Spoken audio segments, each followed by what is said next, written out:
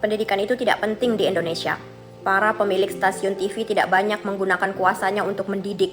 Mereka mempertontonkan apa saja yang menghasilkan profit bagi mereka. Drama percintaan, perselingkuhan, dendam, dan pertikaian. Acara gosip pagi, siang, dan malam. Apa yang bisa dipelajari anak-anak kita dari semua itu?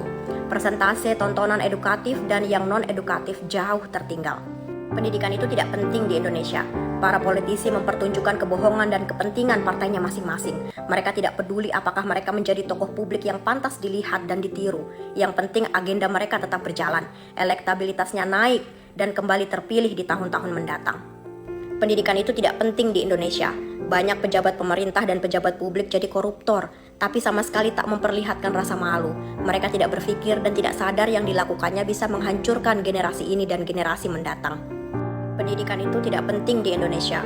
Lebih banyak para public figure memilih memamerkan Lamborghini, barang-barang bermerek, memperlihatkan harta-hartanya.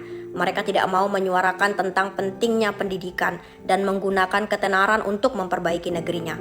Hasilnya, generasi kita berlomba untuk menjadi viral, terkenal, dan kaya saja. Pendidikan itu tidak penting di Indonesia, karena masih banyak orang tua berpikir bahwa kewajiban mereka menjadikan anaknya berpendidikan dan menjadi manusia yang luhur cukup dengan mengantar dan menjemput anak mereka dari sekolah saja.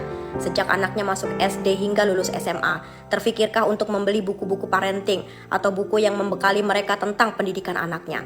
Pendidikan itu tidak penting di Indonesia. Semua dari kita melakukan apapun semaunya.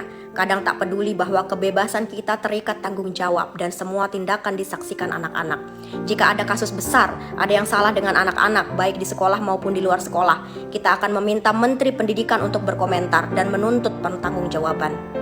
Pendidikan itu tidak penting di Indonesia. Guru-gurunya diberi dan dibiarkan terhimpit kesusahan-kesusahan. Mereka harus menangis, mengemis, dan dipaksa menyerah untuk memperjuangkan dan mendapatkan hak-haknya. Waktu yang seharusnya mereka habiskan dengan anak-anak kita rampas untuk pekerjaan lainnya. Kita letakkan beban bernama pendidikan di pundak, kepala, dan kakinya. Tapi kita biarkan tangannya terikat dan perutnya lapar. Pentingkah pendidikan itu di Indonesia?